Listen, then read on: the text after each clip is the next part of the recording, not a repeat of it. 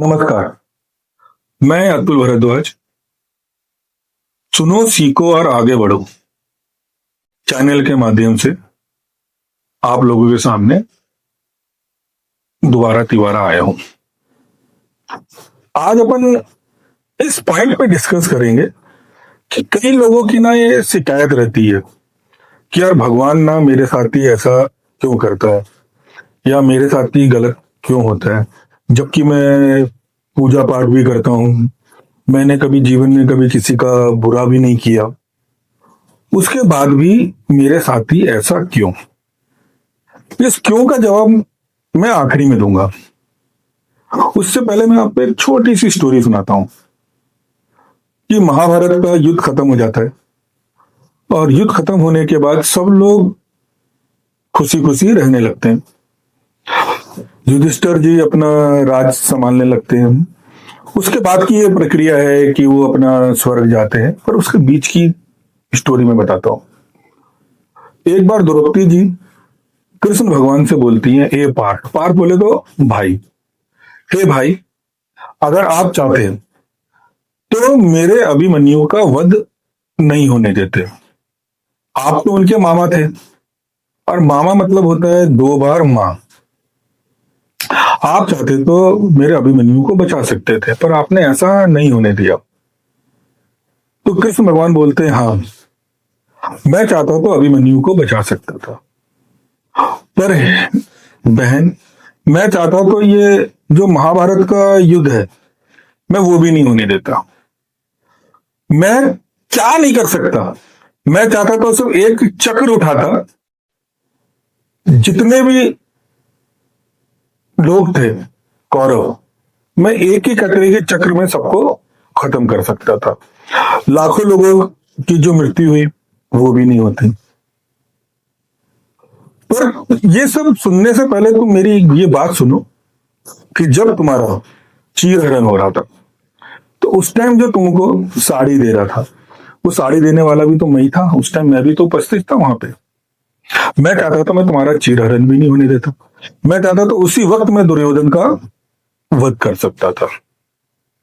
और उस टाइम जब तुम किसी को याद कर रही थी, किसी को पूज रही थी, किसी को मान रही थी, वो भी तो मैं ही था। और जो सबसे बड़ी बात मैं ये बोलना चाहूंगा कि आज की डेट में या पहले या अभी कौन सा ऐसा घर है जिस घर के अंदर मैं पूजा नहीं जाता। किसी घर में मैं राम के रूप में पूजा जाता हूँ, किसी घर में मैं कृष्ण के रूप में पूजा जाता हूँ, किसी घर में मैं विष्णु के रूप में पूजा जाता हूँ। हर घर में मेरी मूर्ति आपको मिलेगी।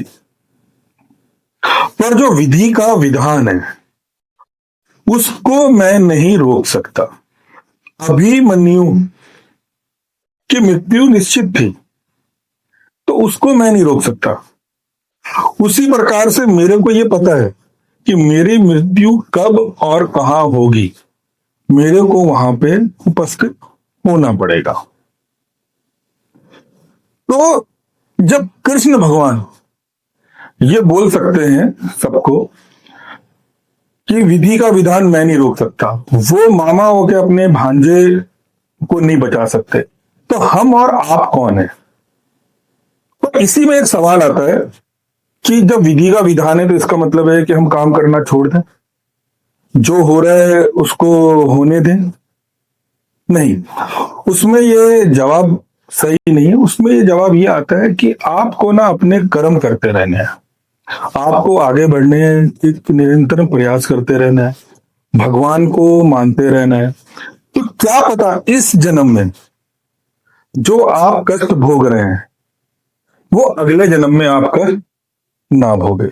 यानी आने वाला जो आपका जीवन है, आने वाला जो आपका भविष्य है, उसको ठीक करने के लिए, या ये अपन सबसे बड़ी बात ये भी बोल सकते हैं कि आने वाला जो आपका अगला जन्म होगा उसको ठीक करने के लिए हमको हमेशा अच्छा करना है। कभी किसी का बुरा नहीं करना, कभी किसी के बारे में गलत नहीं सोचना। कोई अगर आपके साथ गलत करके गया तो आप उसको भूल जाइए कि उसने आपके साथ क्या किया। आप सिर्फ अच्छा अच्छा और अच्छा ही सोचें और भगवान की पूजा करें, और जो आपका जो अगला जन्म होगा वो आपका सही होगा। और इस समय में ऐसा कोई भी इंसान नहीं होता जिस इंसान को कभी भी किसी इंसान ने धोखा नहीं दिया। और जो सबसे बड़ी बात है, ऐसा भी नहीं होता कि आपने कभी किसी को धोखा नहीं दिया, क्योंकि दुनिया में मैंने आज तक कभी भी कोई ऐसी स्टोरी या ऐसी कोई कहानी नहीं सुनी है जिसमें आदमी अपने आप को विलन बताए।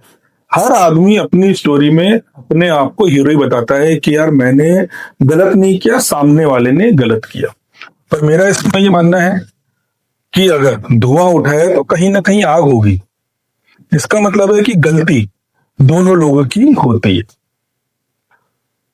अपनी गलती को स्वीकारें, दोबारा कोशिश करें कि मैं वो गलती ना करूं, मैं किसी को धोखा ना दूं, मैं किसी के साथ गलत ना करूं।